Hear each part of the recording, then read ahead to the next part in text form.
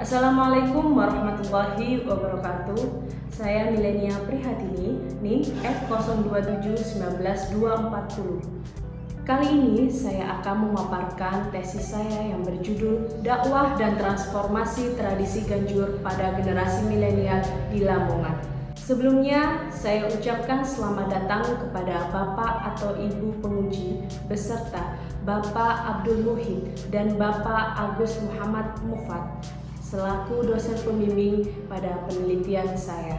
Pertama, hal yang melatar belakangi pada penelitian ini adalah transformasi tradisi ganjur di Lamongan tengah dialami oleh generasi milenial. Tradisi ganjur, yaitu perempuan melamar laki-laki, itu bukan hal yang biasa, bahkan cenderung asing untuk didengar.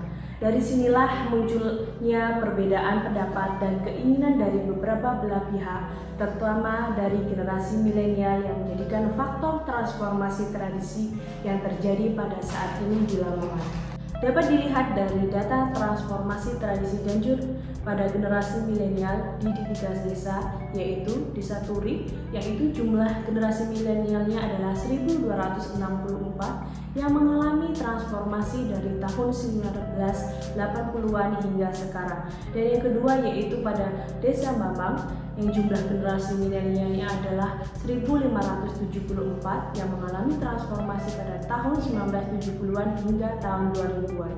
Dan yang terakhir adalah pada di Desa Balun, yaitu yang jumlah generasi milenialnya adalah 878 dan mengalami transformasi tradisi pada tahun 1977 sampai 1995.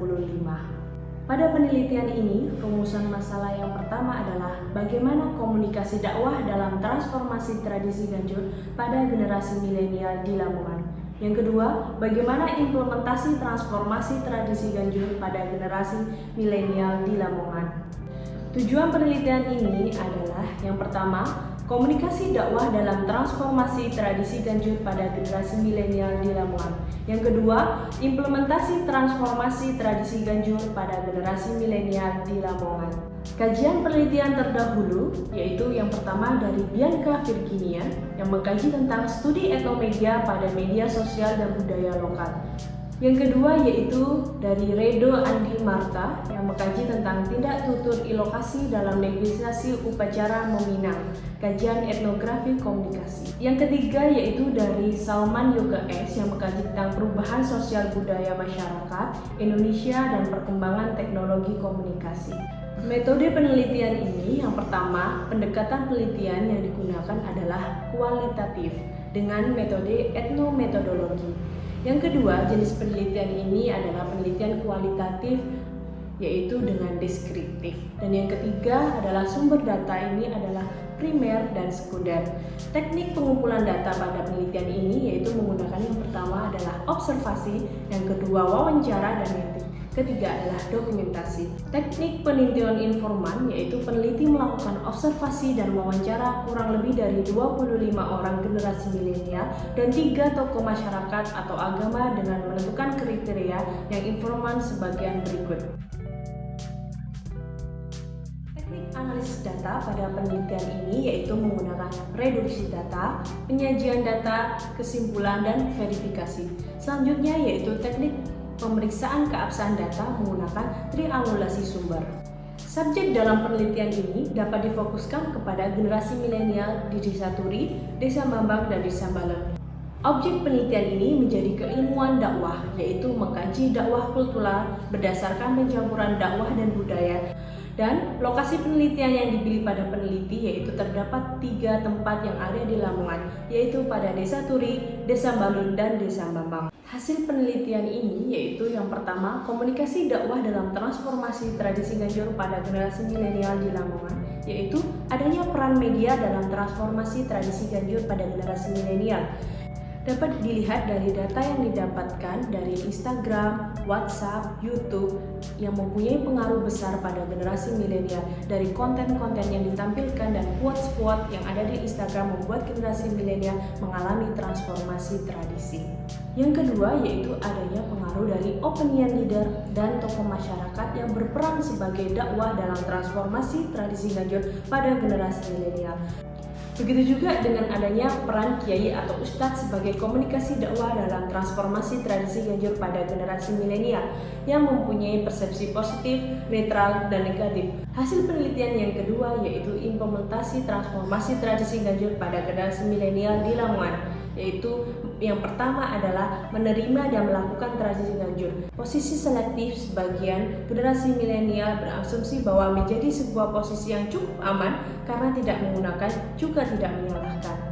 Selanjutnya yaitu implementasi generasi milenial dalam menolak tradisi Ganjur. Ada beberapa faktor yang mempengaruhinya, yaitu yang pertama adalah pengaruh keluarga, yang kedua adalah pengaruh dari teman, yang ketiga yaitu pengaruh dari lingkungan, yang keempat yaitu adanya rasa malu perempuan melamar terlebih dahulu, yang kelima adalah keyakinan bahwa laki-laki adalah imam. Selanjutnya yaitu konfirmasi temuan dengan teori. Yang pertama adalah dakwah keluarga dan teman dalam transformasi tradisi Ganjur. Yang kedua yaitu transformasi tradisi Ganjur pada generasi milenial melalui kegiatan perkumpulan Karang Taruna Desa. Yang ketiga yaitu peran tokoh masyarakat dan agama dalam mengetahui transformasi tradisi Ganjur. Pada tiga temuan ini dapat dilihat pada teori sistem dakwah yang dikemukakan oleh Prof. Ali Aziz, yaitu terdapat unsur-unsur sistem dakwah adalah pendakwah, pesan dakwah, metode dakwah, mitra dakwah, dan media dakwah. Dalam hal ini, peran keluarga, teman, lingkungan, pemuda Karang Taruna, dan kiai atau ustadz menjadi pendakwah. Metode yang digunakan berbagai macam melalui pengajian ataupun berbicara secara interpersonal dengan generasi milenial. Temuan yang keempat pada penelitian ini yaitu resepsi komunikasi fanatik terhadap tradisi Ganjur. Pada temuan penelitian ini dapat dilihat dari teori resepsi komunikasi menjadi sebuah pendekatan tanggapan generasi milenial mengenai tradisi Ganjur. Di dalam sebuah tulisan yang dibuat pada Cultural Transformation, The Politics of Resistance, terdapat tiga posisi diantaranya yaitu dominan, negotiation, dan opsional. Namun pada temuan ini yang paling relevan dengan fanatik tradisi Ganjur yaitu yang dominan. Temuan yang kelima yaitu transformasi tradisi Ganjur pada generasi milenial tahun 1977 hingga tahun 2000-an dapat dilihat pada tabel periodisasi generasi ke generasi. Yang pertama, tradisi Ganjur menurut sejarahnya sudah ada sejak tahun 1960 dan adanya generasi baby boomer pada tahun 1946 hingga 1965. Generasi baby boomer belum mengalami transformasi tradisi sebab tahun tersebut baru pertama muncul dan digunakan pada generasi baby boomer saat itu. Yang kedua yaitu generasi X yang terlahir pada tahun 1965 hingga 1976. Berbeda dengan generasi sebelumnya, generasi X tidak lagi kolot, perubahan menjadi toleran dan menerima beberapa perbedaan yang ada seperti adanya perbedaan pendapat mengenai tradisi Ganjur. Yang ketiga yaitu generasi milenial yang menjadi mulainya transformasi tradisi dari tahun 1977 hingga tahun 1995 menjadi generasi yang dekat dengan media, segala macam informasi didapatkan dengan mudah. Yang keempat yaitu generasi Z atau E-generation sebagai peralihan dari generasi milenial saat teknologi sedang berkembang-kembangnya. Yang kelima yaitu generasi Alpha yang ada di tahun 2010 hingga sekarang. Berdasarkan hasil temuan tersebut, teori yang dapat digunakan yaitu teori determinisme teknologi dan teori hibridasi identitas. Dan tradisi hibridasi identitas dapat mempertemukan dua tradisi atau lebih, kemudian dapat melahirkan sebuah tradisi yang baru seperti pada generasi milenial dan generasi alpha saat ini. Dua generasi yang berbeda namun memiliki kesamaan dan dapat mempengaruhi untuk menciptakan tradisi yang baru. Temuan yang keenam yaitu implementasi tradisi Ganjur pada generasi milenial di Lamongan tergerus oleh imperialisme budaya kekinian. Pada temuan ini menggunakan teori determinisme teknologi yang digunakan dalam melihat implementasi tradisi Ganjur pada generasi milenial yang saat ini mulai bertransformasi dari tradisi Ganjur. Yang terakhir, kesimpulan dari penelitian ini yaitu dakwah dan transformasi tradisi Ganjur pada generasi milenial di Lamongan memiliki persepsi yang berbeda-beda. Temuan lainnya menunjukkan adanya komunikasi dakwah yang dilakukan oleh keluarga, teman, Karang Taruna Desa, dan peran tokoh masyarakat ataupun peran tokoh agama, dan juga adanya imperialisme budaya kekinian dan implementasi yang fanatik terhadap tradisi Ganjur pada generasi milenial di Lamongan.